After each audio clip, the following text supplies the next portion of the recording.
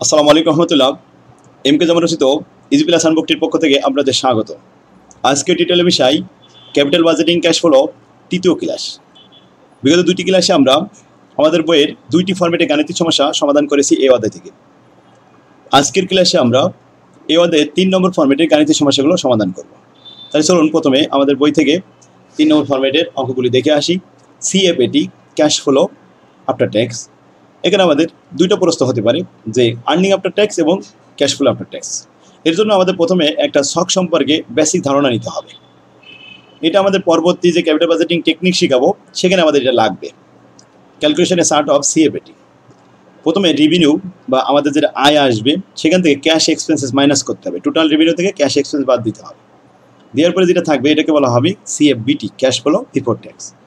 Before ট্যাক্সের থেকে এবার ডিপ্রিসিয়েশন মাইনাস করতে হবে। যদিও ডিপ্রিসিয়েশন কোনো নগদ খরচ না, এই জন্য অনগদ খরচ, তাই আমরা এটা যেহেতু খরচ মাইনাস করে যেটা থাকবে একে বলা হবে ইবিটি। ইবিটির উপরে সরকারকে ট্যাক্স দিতে হয়। এই সরকারকে ট্যাক্সটা সঠিকভাবে দেওয়ার জন্যই মূলত ডিপ্রিসিয়েশন মাইনাস করে দিলাম। আর ডিপ্রিসিয়েট কীভাবে বের করতে হবে সেটা আমরা 2 নম্বর ফরম্যাটে শিখেছি। এবার আসুন ইবিটির উপরে ট্যাক্স ধার্য করলাম। ট্যাক্স যে রেট দেওয়া থাকবে সেই রেটটা আমরা গুণ করে যে অ্যামাউন্ট পাবো ওই অ্যামাউন্টটা বিয়োগ করে দিলে এটা হচ্ছে আর্নিং আফটার ট্যাক্স। বাস, বিফোর ট্যাক্সের থেকে ট্যাক্স বাদ দিলে আর্নিং আফটার ট্যাক্স হয়ে যায়। এই আফটার ট্যাক্সের টাকার উপরে আবার ডিপ্রিসিয়েশন যোগ করতে হবে। এই যে ডিপ্রিসিয়েশন আমরা সরাই রাখলাম ওইটা আবার এখন প্লাস করে দিতে হবে। তাহলে যে ডিপ্রিসিয়েশন মাইনাস করেছি ট্যাক্স দেওয়ার পরে এসে ওইটা আবার যোগ করে দিতে হবে, কারণ ডিপ্রিসিয়েশনটা তো নগদ খরচ না। এই জন্য ট্যাক্স দেওয়ার জন্য সঠিকভাবে ট্যাক্স নির্ণয় করার জন্যই মূলত আমরা ডিপ্রিসিয়েশন মাইনাস করেছিলাম। তো সেই ডিপ্রিসিয়েশন আবার কী করলাম, প্লাস করে দিলাম। তো ডিপ্রিসিয়েশন প্লাস করে দেওয়ার পরে যেটা হলো এটাকে বলা হয় cash flow after tax. Ultimately আমরা এই ছকের ভিতরে শুধুমাত্র ট্যাক্স বাদ দিয়েছি, ডিপ্রিসিয়েশন কিন্তু আমরা এখান থেকে বাদ দেয়নি। প্রথমে একটু মাইনাস করে রেখেছিলাম, পরে আবার কিন্তু প্লাস করে দিয়েছি সেটা। তাই আমরা এই ছকটা এখানে দেখা আছে cash flow before tax, cash flow before tax, আর এখানে হচ্ছে ক্যাশ ফ্লো আফটার ট্যাক্স। শুধুমাত্র ট্যাক্স বাদ দেওয়া হয়েছে, বিফোর ট্যাক্স আফটার ট্যাক্স, এখানে ট্যাক্স বাদ গেছে আর কিছু বাদ যায়নি। তা আপনার প্রশ্ন হতে পারে তাহলে ডিপ্রিসিয়েশন মাইনাস করলাম। হ্যাঁ, ডিপ্রিসিয়েশন আমরা সরাই রাখছিলাম সঠিকভাবে ট্যাক্স নির্ণয় করার জন্য, দেওয়ার জন্য। পরক্ষণে আমরা আবার ডিপ্রিসিয়েশন যোগ করে দিছি, বাস আমাদের ডিপ্রিসিয়েশন এলাও হয়ে গেছে। কেন ডিপ্রিসিয়েশন যোগ করলাম, কারণ এটা তো অনগদ খরচ, এটা তো নগদ খরচ হয়নি, তাই ক্যাশ ফ্লো আফটার ট্যাক্স হয়েছে। এবার আসুন আমাদের প্রশ্ন নম্বর 1 দিকে আসি। অ্যাজুমিং that a new project will annually revenue of 2 লক্ষ টাকা and cash expenses including both fixed and variable cost 50,000 টাকা। তাহলে আমাদের টোটালি রেভিনিউ হয়েছিল 2 লাখ, সেখান থেকে ক্যাশ এক্সপেন্সেস 50,000 বাদ দিলে 1.5 লাখ থাকবে। 1.5 লাখ হলো CFBT, while the increasing of depreciation by 20,000 taka পার ইয়ার। আর অবশ্যই হবে প্রতি বছরে 20,000 টাকা। যদি অবশ্যই পরিমাণ দেওয়া না থাকতো তাহলে আমরা ওয়ার্কিং করে বের করে নিতাম। কীভাবে ওয়ার্কিং করতাম, আমরা 2 নম্বর ফরম্যাটে যে সমস্ত মেথডগুলো শিখেছি সেই মেথড অনুসরণ করে ওয়ার্কিং করতাম। In addition, last অ্যাজুমিং that let the assuming that the firm's marginal tax rate 40%, calculate the CFT. তাহলে অতিরিক্ত in addition let the assuming the firm's marginal tax rate 40%, এখন 40% করে ট্যাক্স দিয়ে থাকে তাহলে আমাদের সিএফটি তৈরি করতে হবে।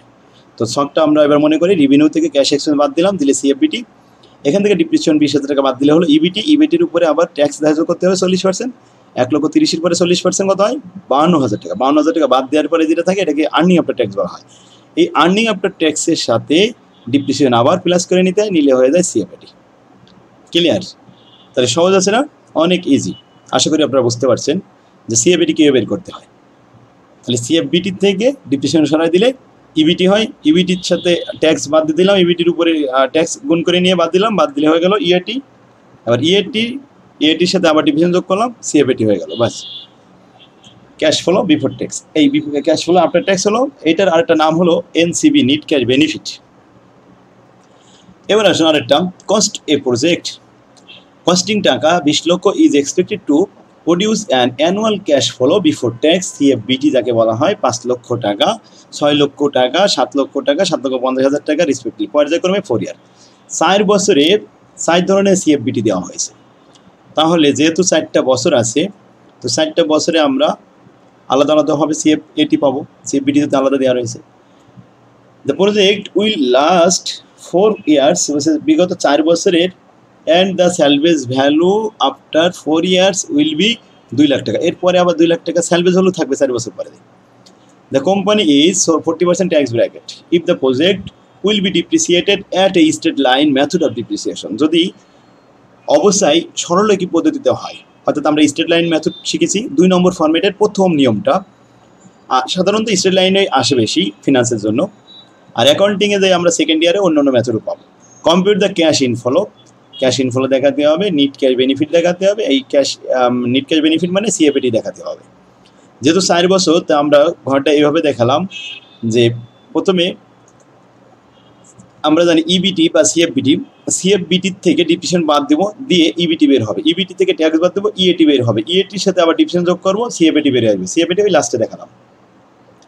এখন কলাম আকারে না দেখে রোতে দেখাই দিলাম ইয়ারগুলো, ইয়ার 1 2 3 4, লাস্টেরটা 4-এ স্যালভেজ ভ্যালু আছে। এখন আসুন সিএফবিটি প্রসেস দেখে দেখে আমরা লিখি। এখানে সিএফবিটি 5 লাখ, 6 লাখ, 7 লাখ, 7.5 লাখ, এগুলো সব প্রসেস দেওয়া আছে। এখন ডিপ্রিসিয়েশন পাবো কোথায়? যে cost of machine 20 lakh, salvage value থাকবে আবার এখানে 2 লাখ। এর বাদ দেওয়ার পরে যেটা থাকবে সেটা হবে 4 দ্বারা ভাগ করলে অবশ্যই পাওয়া যাবে। তাহলে cost of machine minus salvage value divided by 4 years, number of years. আচ্ছা, তাহলে এখানে 20 থেকে 2 বাদ দিলে 18 লাখ, 18 লাখকে 4 দ্বারা ভাগ করলে 4,50,000 টাকা পার ইয়ার। অবশ্যই এটা ওয়ার্কিং করে নিলাম। এই ডিপ্রিসিয়েশনটা আমরা 3 নম্বর কলামে লিখলাম। এবার 2 নম্বর কলাম থেকে 3 নম্বর কলাম বাদ দিচ্ছি আমরা। 5 লক্ষ থেকে 6.5 লক্ষ, 4 লক্ষ বাদ দিলে 50,000 থাকে। 6 লক্ষ থেকে 4.5 লক্ষ বাদ দিলে 1.5 লক্ষ থাকে। এভাবে 2.5 লক্ষ, 3 লক্ষ থাকলো। এবার আসুন এই টাকার উপরে ট্যাক্স ধার্য করতে হবে 20%, 40% করে। 50,000 40%, 20,000, 1 লক্ষ 50 40%, 60,000, 2.5 লক্ষ 40% 1 লাখ, 3 লক্ষ 40% 1,20,000। এখন ট্যাক্স বাদ দেওয়ার পরে যেটা হয় earning after tax. Before tax থেকে ট্যাক্স বাদ দিলে ইএটি আর্নিং আফটার ট্যাক্স পাওয়া যায়। এই আর্নিং আফটার ট্যাক্সের সাথে ডিপ্রিসিয়েশন যোগ করতে হবে, অর্থাৎ 3 নম্বর কলাম যোগ 6 নম্বর কলাম। 6 নম্বর কলামের সাথে 3 নম্বর যোগ করলে CFAT cash flow after tax, একে বলা এনসিবি, নিট ক্যাশ বেনিফিট। এই নিট ক্যাশ বেনিফিট তো আশা করি বুঝতে পারছেন। এভাবে আমরা সিএফএটি শিখতে পারি। দেখা যাচ্ছে শুধুমাত্র ইবিটিও দিয়ে বের করতে বলে। আমরা জানি যে ক্যাশ ফ্লো বিফোর ট্যাক্সের থেকে ডিপ্রিসিয়েশন বাদ দিলে, সিএফবিটি থেকে ডিপ্রিসিয়েশন বাদ দিলে ইবিটি হয়। আর ইএটি বের করতে বললে ইবিটির সাথে ইবিটির উপরে যে ট্যাক্স হয়, ট্যাক্সটা বাদ দিলে ইএটি পাওয়া যায়। অর্থাৎ ইবিটি থেকে ট্যাক্স বাদ দিলে ইএটি বের হয়, ইএটির সাথে আবার ডিপ্রিসিয়েশন যোগ করলে সিএফএটি হয়। এখন যদি আমরা ব্যাক ক্যালকুলেশন শিখি, সিএফএটি দেওয়া আছে, আমাদের ইএটি বের করতে হবে। তাহলে কি করতে হবে? সিএফএটি থেকে ডিপ্রিসিয়েশন মাইনাস করলে ইএটি পাওয়া যাবে। আচ্ছা, ইএটি, এখন ইএটি থেকে যদি আমরা ইবিটিতে আসতে চাই তাহলে ইএটিতে ট্যাক্স বাদ দেওয়া থাকে, এই জন্য এখানে আবার ট্যাক্স যোগ করে নিয়ে তারপরে আবার ইবিটিতে আসা যাবে, ব্যাক ক্যালকুলেশনও করা যাবে। যাই হোক, এগুলো আমাদের পরবর্তী 8 নম্বর অধ্যায় ক্যাপিটাল বাজেটিং টেকনিকে লাগবে। তো এখন আমাদের যতটুকু লাগবে এই সিএফএটি পর্যন্ত তৈরি করতে হবে। তো আশা করি আপনারা বুঝতে পারছেন। আমার বই থেকে এগুলো আপনারা প্র্যাকটিস করুন, তাহলে আশা করি ইনশাল্লাহ এই 3টা ফরম্যাটে অঙ্ক পারলে, এর বাইরে আর কিছুই নেই এই অধ্যায়তে। বোর্ডের প্রশ্ন আমরা সলভ করেছি। আচ্ছা, আসুন এরপরে 3 নম্বর প্রশ্ন একই অবস্থা, এখানে একটা সার্চ করে সিএফএটি তৈরি করে দেখাতে হবে। 4 নম্বর অঙ্ক, 4 নম্বর অঙ্কটাও সিএফএটি তৈরি করতে হবে। এবার আসুন 16 সালে একটা অঙ্ক এসেছে, এটা দেখি। Hannan manufacturing company limited examining the profitability of investing in a new product. The following information is available in respect of project.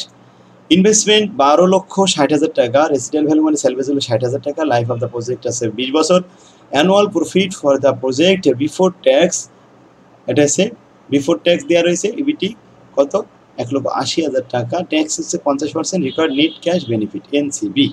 Calculation of depreciation, cost of machine minus salvage value. Cost of machine ছিল 12,60,000, সেলভেজ value ছিল 60,000, বাদ দেওয়ার পরে থাকে 12 লাখ, এটাকে 20 দ্বারা ভাগ করলে হয় 60,000 টাকা পার ইয়ার। ক্যালকুলেশন অফ এনসিবি বা সিএফএটি। এখন সিএফএটি তৈরি করতে যাচ্ছি আমরা।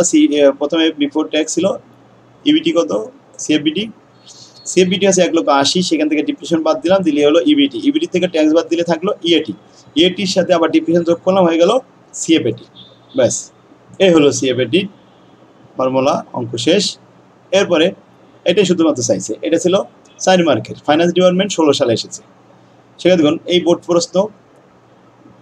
এরপরে আরেকটা প্রশ্ন এখানে বলেছে, হ্যাঁ এটা একই কথা, ওই সিএফএটি তৈরি করতে হবে। তাহলে আজকের ক্লাসে আমরা সিএফএটি সংক্রান্ত অঙ্ক শিখলাম। আমাদের বই থেকে এই অঙ্কগুলো আপনারা এখন প্র্যাকটিস করুন। আর বোর্ড প্রশ্ন তো আমরা দেখাই দিলাম, আর যে মাঝে মাঝে যে বোর্ডগুলো এসেছে এই অধ্যায় থেকে সেটা 4 মার্কেরই এসেছে বেশি। তো এর পরবর্তীতে আমরা যে অধ্যায়তে যাব সেই অধ্যায়টা 8 নম্বর অধ্যায় টেকনিক, ক্যাপিটাল বাজেটিং টেকনিক। ওখানে আমাদের এই সিএফএটি ছক প্রয়োজন হবে। তো আজকের ক্লাস আমরা এখানে শেষ করব। সেখানে দেখুন আমার বইটা সংগ্রহ করে আপনারা আমার বই থেকে এগুলো প্র্যাকটিস করুন। আশা করি ইনশাল্লাহ ফিনান্সে আপনারা A+ পাবেন। যে কোনো বই, যে কোনো ম্যাথ আপনারা যদি একটু ভালোভাবে আমার বইটা ফলো করেন তাহলে A+ পাওয়া আপনার জন্য খুবই সহজ হবে, কাঙ্ক্ষিত লক্ষ্যে পৌঁছাতে পারবেন। ফার্স্ট ইয়ার থেকে যদি আপনি A+ পেয়ে যান, মাস্টার্স পর্যন্ত আপনি ইনশাল্লাহ ভালো একটা রেজাল্ট করতে পারবেন, জাতীয় বিশ্ববিদ্যালয়ে একটা ভালো পজিশনে থাকতে পারবেন, ক্যারিয়ার ডেভেলপ করতে পারবেন। তো বই মাত্র অল্প কয়েক টাকার একটা বই, টাকাটা বড় কথা না, এখানে একটা ক্যারিয়ার ডেভেলপ হবে।